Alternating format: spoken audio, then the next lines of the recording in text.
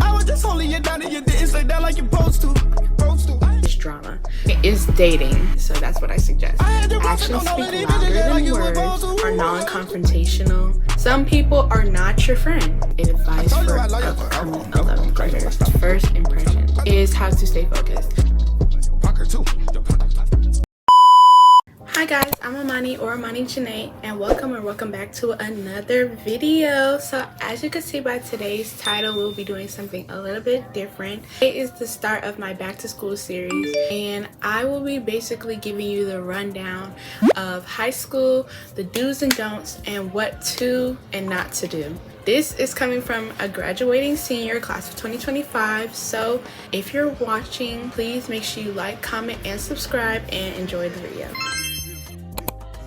So the first thing I will be talking about is grades. So for grades, the only advice I will say is start off strong. So when you're in 9th grade, that's when you really need to pay attention. 9th grade for your core class is like the foundation for everything else you'll be doing in high school. So it's really important that you pay attention in class, and also don't let your grades slip because you think it's not going to affect you, because it definitely will. A lot of people, I feel like, play around their 9th grade year, and I definitely would not suggest that because I didn't. I made sure I got all A's. I suggest that to everybody because it really starts you off with a strong base for like the rest of high school. It is so easy to make your GPA go down, but to get your GPA back up to where it was is like so hard. It still can take a little while to get your GPA back up to where it started. So I suggest that you make sure in 9th grade that you go hard when it comes to grades. So that's why when it comes to grades, the only thing I would suggest is doing what you're supposed to be doing. Y'all, if you do what you're supposed to do, if you do your assignments, you do your classes exactly how the teacher lays out,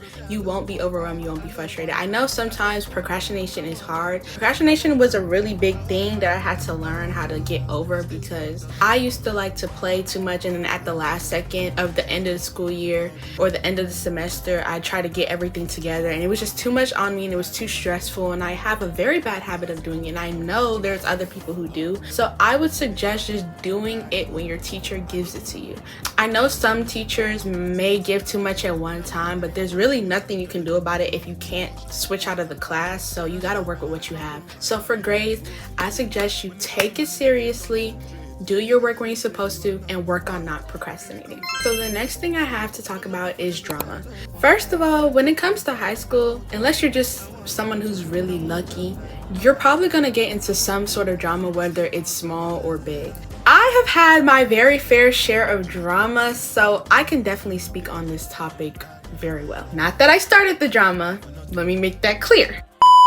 I will tell you from my personal experience, when it comes to drama, the best thing to do is ignore it. Ignore. That's going to be really hard. When you start off in 9th grade and 10th grade, it's going to be really hard. But once you learn to just ignore people, 11th and 12th grade will be much easier for you, because I probably could have been in way more drama than I was in 11th grade, but I just chose to ignore some things because some people are really not worth your time. Sometimes you have to realize when people are just starting with you because they actually have a problem, or starting because they want a reaction out of you, or they see you as an easy target. I was seen as an easy target, so a lot of times people would try to do stuff to get a reaction out of me because they thought it would be funny. Once I realized that that's what they were doing, I knew to just let it go, and that's how you save yourself from being in a lot of drama. What I can say is I know how a lot of people's school are and when it comes to drama, but I feel like the best thing to do is probably tell somebody. Everything has a digital footprint, so if you do text something,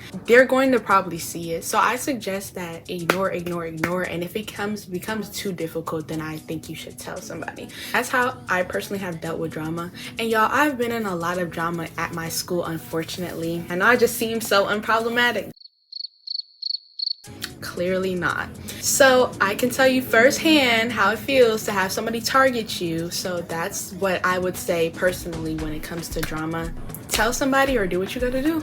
So the next category is balancing school and personal. I am a volleyball player. So a lot of times it is very hard for me to balance being an athlete and also being a student. Talk about balancing with your social life in general. Like I said earlier about grades, when it comes to school, just get it done earlier. When they give you a deadline, start on it. When they tell you that something's due right now, do it earlier, because more than likely something else that you really want to do will come up and now you can't do it, or you're rushing, or you forget about it completely because you want to go do something in your personal life. I know sometimes it can be hard to try to have a little bit of self-control when it comes to school and your personal life, but you really have to learn to put more important things first, especially when you get to 11th grade. In all, when it comes to balancing your school and personal life, I would say organization, creating a calendar or a schedule is the best thing for you. You're able to see if you're able to do the activity. That will help you make the decision in your head to know, can I do this? Do I have enough time to get this assignment done and go to this party with my friends? So that's what I would suggest to do if you're struggling with balancing your school life and your personal life. So the next category is dating. I feel like this is one of the categories that a lot of people want to know about. So in high school, dating is a tricky thing. Let's start off in 9th grade. In 9th grade, I feel like when you get there, I don't feel like the first thing you need to do is focus on boys. I think you should focus on getting acclimated, finding the correct friends, and getting used to your schoolwork and schedule. I would say 10th or second semester of 9th grade is when you should start dating. I personally think when it comes to dating, you have to pay attention to people and what they are actually doing. People will show you who they are before they tell you. They'll tell you who they are and it'll be a completely different person. When it comes to dating, I think you should really choose carefully. Like I just said, actions speak louder than words. So if the person seems distant, the person seems like they're talking to multiple people, the person seems like they lie about a lot of stuff, that might not be the person for you. When it comes to dating in high school, you have to learn to let go, because a lot of the times you might be thinking you're dating somebody and somebody else might be thinking they're dating the same person you're dating. So be careful. I don't know what to say, but be careful. You have to pay attention to things. And when you find out stuff like that, you have to move on. That's all I could say. When it comes to dating in high school, you have to let go. I'm not saying don't take your relationship seriously. I'm not saying any of that. But what I'm saying is you do need to be careful. And sometimes you have to realize that people are not for you. That was just their way of showing you that they're not your soulmate. They're not the person for you. That's all I can really say about dating, because I feel like it's really like somebody's individual experience, especially when you get to 9th grade. I feel like 9th and 10th grade is like the best years to learn exactly what to and not to do. So I wouldn't say don't date, because oftentimes people who don't date in high school end up getting manipulated when they're older because they don't have any experience with people. So I would definitely suggest date in high school, but I definitely feel like you should be careful, don't take it seriously, and also just stay true to your morals. Don't let anybody change how you want to be, or don't let anybody control your life to a certain extent. So the last category is, after this category, I will be doing a Q&A answering some of the questions that I got asked on Instagram. Friendships, I feel like this is actually the biggest category that everybody wants to know about, especially if you're an upcoming 9th grader. I feel like that's majority of the people that are going to be watching my videos, because you really want to see what like high school is like. And I'm just giving you guys my honest truth from my personal experience. So take this with a grain of salt. Other people's experience was different from mine. I wouldn't say that I had the worst high school experience, but friendships definitely were not my strong suit. Like I literally started with so much friends in 9th grade.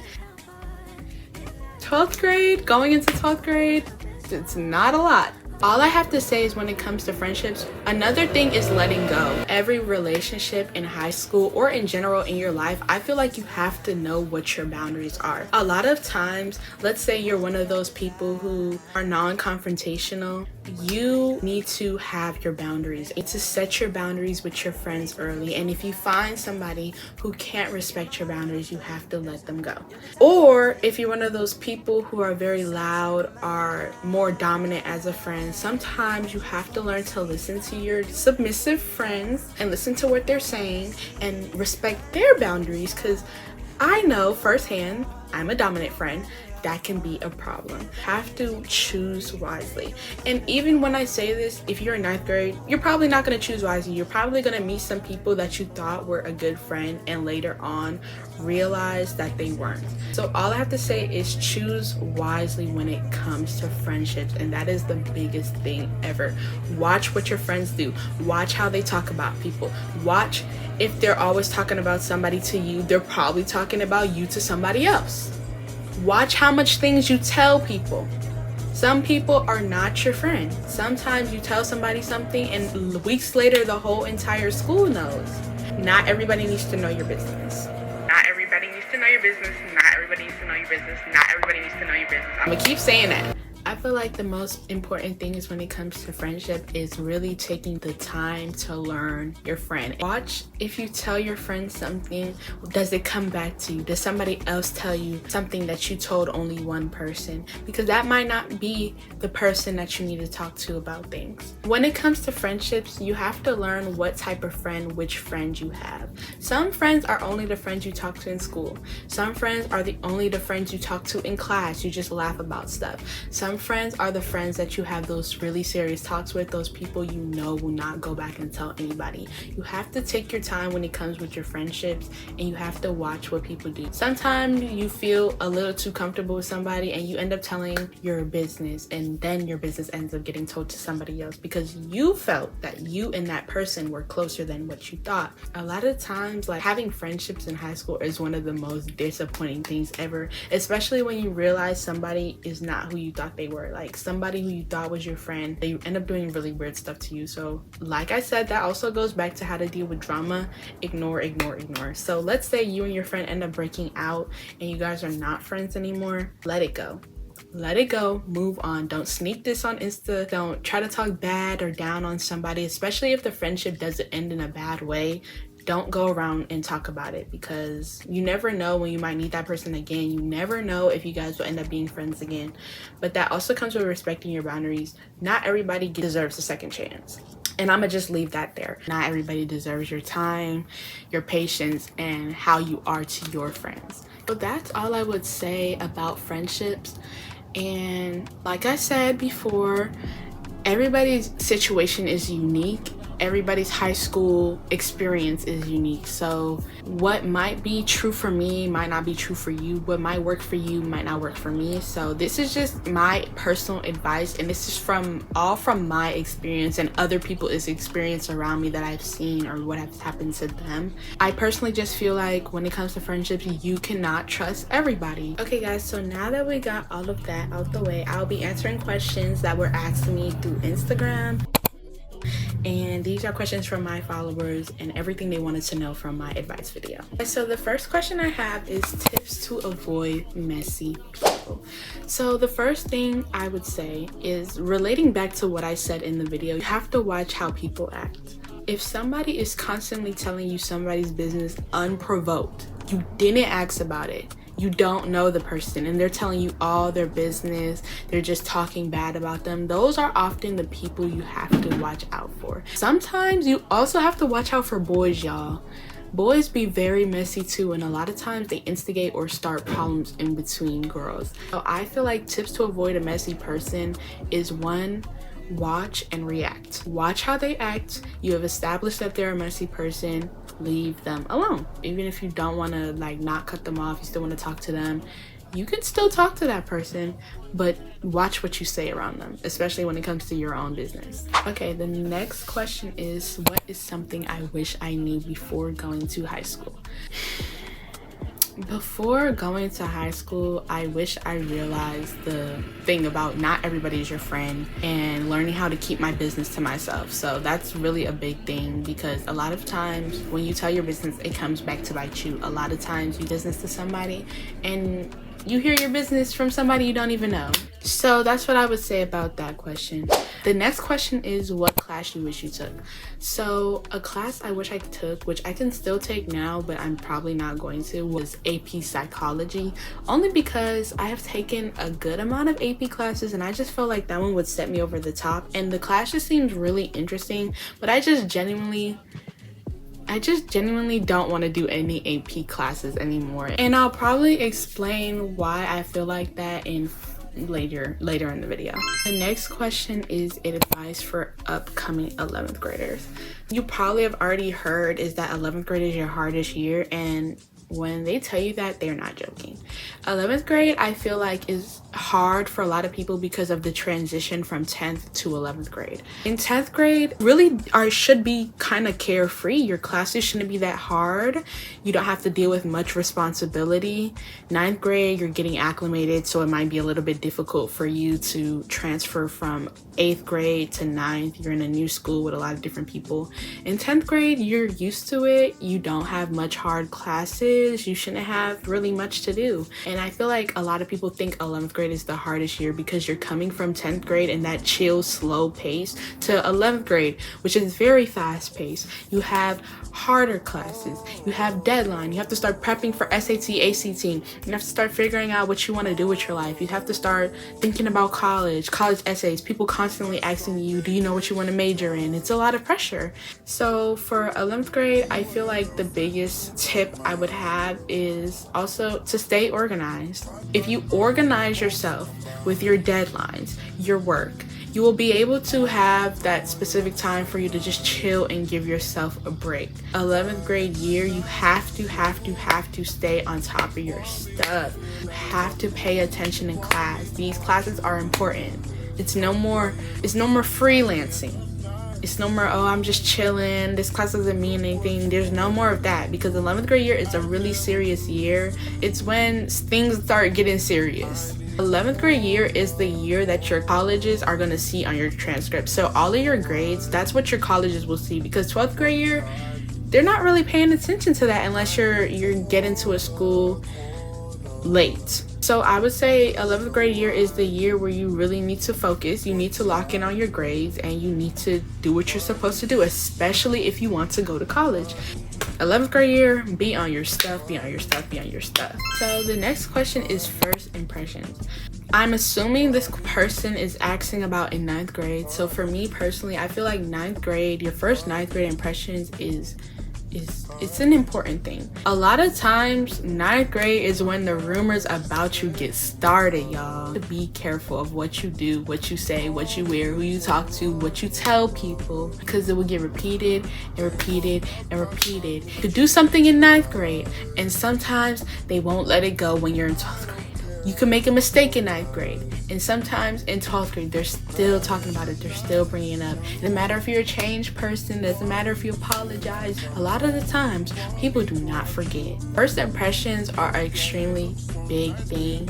Now, don't take it too seriously, like, oh my God, what are people going to think about me? Because at the end of the day, when you get older, you start to realize you have to let things go, or you have to ignore what people say. Because a lot of the times, it doesn't matter what you can do. People are still going to talk about you. So you might as well just live your life. Just be yourself and you should be okay, but just be careful of what you do. Okay, so the next question is, when should college prep start? A lot of times people wait, but I think college prep should start your 11th grade year. Beginning of 11th grade, studying for the SAT, taking SATs, practicing, because y'all, the SAT is really not that hard, and they made it so easier this year that if you keep doing tests over and over again, you should have a very high score by the time you get to August of your 12th grade year. Taking the SAT, every time it comes, do it again, over and over again. The ACT, not my favorite test, but that as well, just studying, maybe study once a week. And then once you get closer to second semester, bump it up to twice a week. And then once you're getting towards the end of 11th grade, the last semester, that's when you need to start bumping it up. Summer of 11th grade is so important. This is when you should be looking at college applications, looking at what they're looking for, because most of the time college applications start in August. So that's why it's really important. College prep should really start the whole 11th grade year. So by the time you get to your summer of 11th grade, you're just finishing up your last stuff, you're getting yourself together, your SAT score is already high, and you don't have to worry about that during your senior year. Okay guys, so the next comment is thoughts on friend groups and being casted out of friend groups. This topic's really to each his own. There are a lot of people who have friend groups and they work.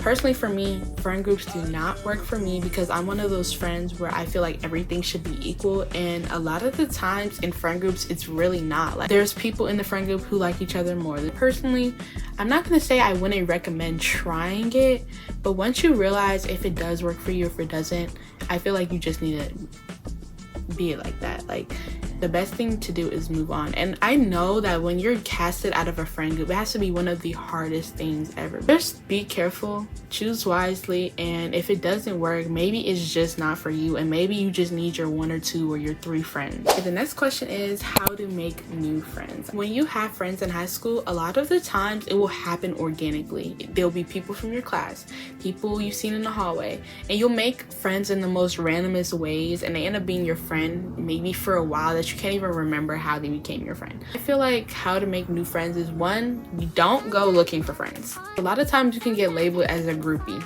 and you don't want to be labeled as a groupie. I feel like you should just let friends happen in the most natural way possible, and that's just being yourself. You be yourself, the people who are similar to you or like you will come your way. The last question I have is, what is the easiest and hardest AP you've ever taken? I have taken a total of 3 APs and a couple of accelerated and advanced classes, so I do know a little bit of something about this, but I feel like the hardest AP I've taken was probably AP US, and which is AP US History, and the easiest I've taken was AP Lang. I suggest AP Lang, but also it depends on your teacher. The teacher I had, she wasn't that bad, and I just genuinely like writing. I feel like AP US and AP World History were so difficult for me because I am not good at memorizing dates.